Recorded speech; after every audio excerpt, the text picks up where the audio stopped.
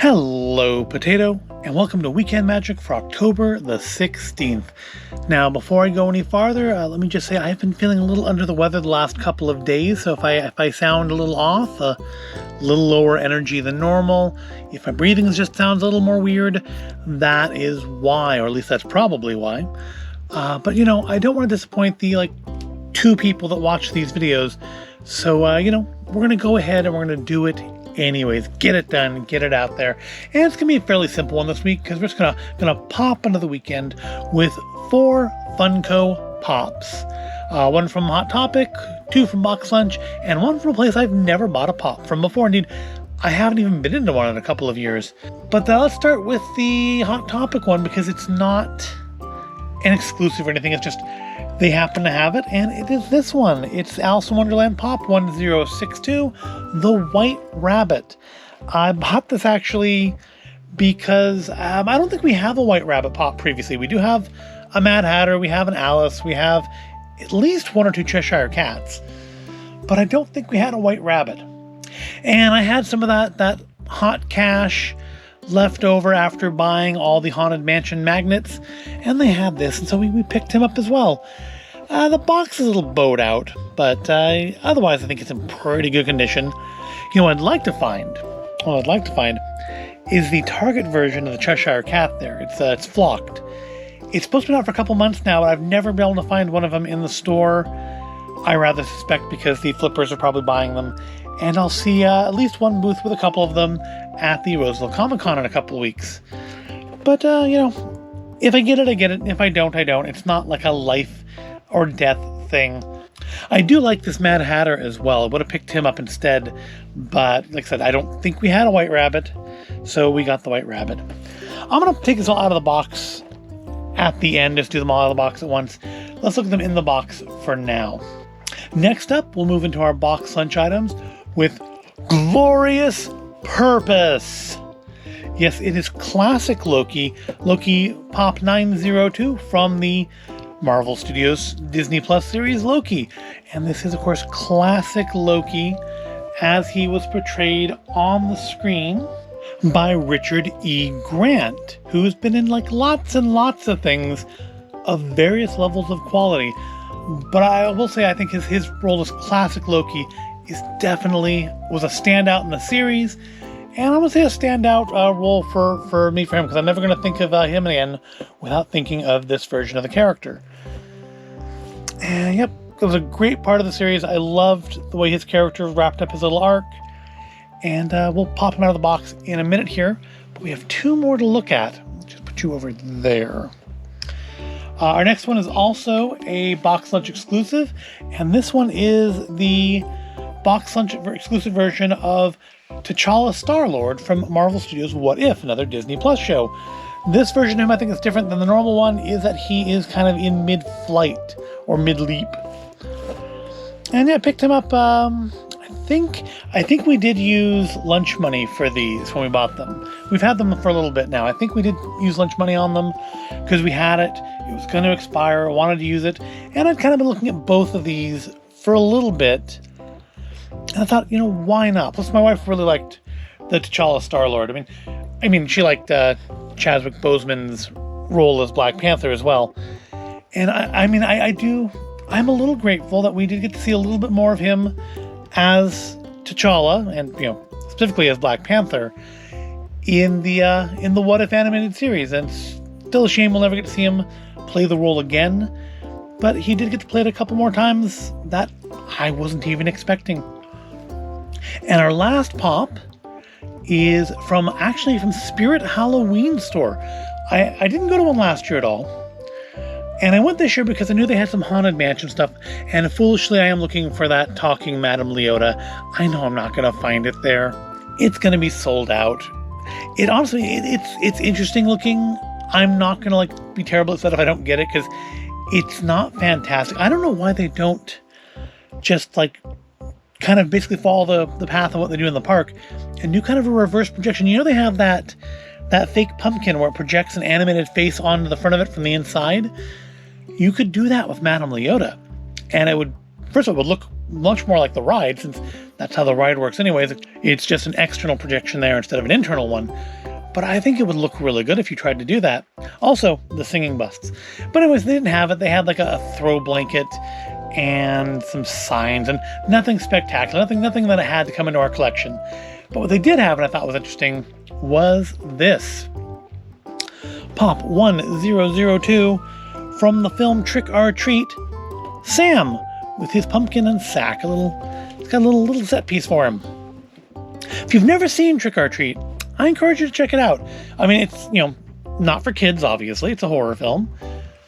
But it's a nice little collection of short stories with Sam sort of focusing as the overarching story, like you had the comic book storyline in the original Creepshow, stuff like that. They had like a life-size animatronic of him there too. It's kind of cool, but like more than I want to spend. Anyways, yeah, these are our Pops. Nothing much on the back for him. What did Loki have on the back? I think Loki just had, the other Loki Pops. I mean, I would consider getting the President Loki. I like that. I hope we see more President Loki in the future. And what's on the back of this one? I do like the Hydra Stomper Pop, but I have the Hydra Stomper Lego, and I don't feel like I need a Pop version of it as well. I kind of want that the Marvel Legends one. They have it on Shop Disney for $50, but this is where not being able to buy it in the store comes in. I feel like if I could see it and see how big it actually is, I'd be more likely to buy it, but not without some idea of what the actual scale is. Anyways, let's pop these all out of their boxes and get a closer look at them. All right, starting out, he's late for a very important date with my camera. It is the White Rabbit. Alice in Wonderland Pop 1062 in all of his little white rabbity glory. We can see the back of him here. He's not flocked or anything. I wouldn't be surprised if somebody had a flocked version of him. One little defect on him is he does have this little black spot here on his watch. But they only had a couple of these left in the other one. His glasses were crooked. I'd rather have the little black spot on the watch than his glasses be off. I think that's much more noticeable. Just got his little umbrella. Now, I've commented in some recent videos, or at least recent Pop videos, or at least the Pop videos I've done most recently, that they all have been coming with stands now, and he didn't. I don't know if maybe, he's got pretty big feet, he's fairly stable, but not only did he not come with a stand, he doesn't have a hole for one. Even if you bought the stands they sell separately, you couldn't put him on it. Still, he's very cute, very firm. Little flex on the glasses, oddly enough, but everything else is pretty solid. No turn in the head, and that's fine. These don't need to have articulation or animation or any of that stuff. They just need to be cute and fit in boxes that are sturdy enough to stack them 7 or 8 higher, as much as the ceiling allows. Yeah, there he is, the White Rabbit. Now, before he's any later, let's move on to the next Pop. Next, we have Richard E. Grant's classic Loki, who did come with a base. Because I rather think with the bobblehead, it would be very easy for him to fall over. Without the head, just here down, is that not the Halloween WandaVision Pop? I think it is.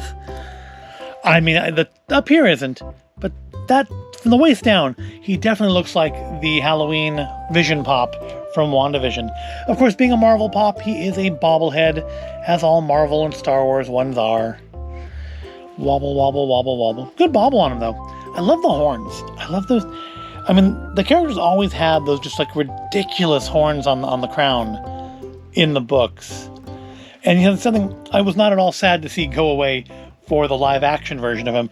But I was actually happy to see it come out for this version of him in the Loki series, because it's highly impractical, but to have a character that's only in there for 2 or 3 episodes wear it was really nice to see. I mean, of course, there's lots of references in Loki that are really nice to see, and you can find videos that will spend 20 or 30 minutes just dissecting episode by episode all the little comic references to things in there, like the Thanos copter, and I think Kang the Conqueror, and all sorts of stuff.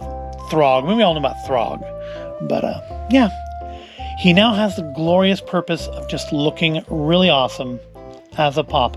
And what more glorious purpose do you need? Next, flying in from above is Starlord T'Challa. Again, he's a bobbler because he's a Marvel character, and despite having a base permanently affixed to him by being stuck up his back there, he's like the least stable of them. He like wants to fall forward so badly because that big old noggin on him. But one thing that's really nice about him, and I didn't notice it so much until I took him out of the package, is I don't know how well it shows up on camera, but it's got a really pearlescent sheen on all this paint here. It's very nice. I really like it. It's not, it's not chrome or anything, but it's shinier than, say, classic Loki's helmet there. It's quite nice. And on the back here, you can see he's got his little rocket boots. And he's got a nice little purple version of the Starlord jacket, and purple Starlord blasters, and a purple-eyed Starlord helmet. Yep, it was a nice version of the character. Especially nice how it all tied together at the end and stopped being an anthology series and actually told an overarching story, which, I mean, there were hints there at the beginning of that, but I was just enjoying the show. Yeah, very nice. And yep, he was What If Pop 871, and he is a box lunch exclusive. You may check to see if they still have them. They may still have them. I think the other version of him is just him like standing. I don't think it's him in mid-flight.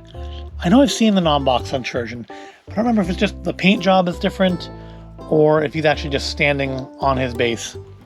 But still, very nice. Very nice. And finally, we have our Spirit Halloween store exclusive of Sam from Trick or Treat. He's got his little jack-o'-lantern there and his little goodie sack. And his head does actually turn. I'm not, I guess, it depends on how you want to display them. Although honestly, in much the same way that from the waist down he looks like Halloween Vision, from the neck up he looks like a sack boy.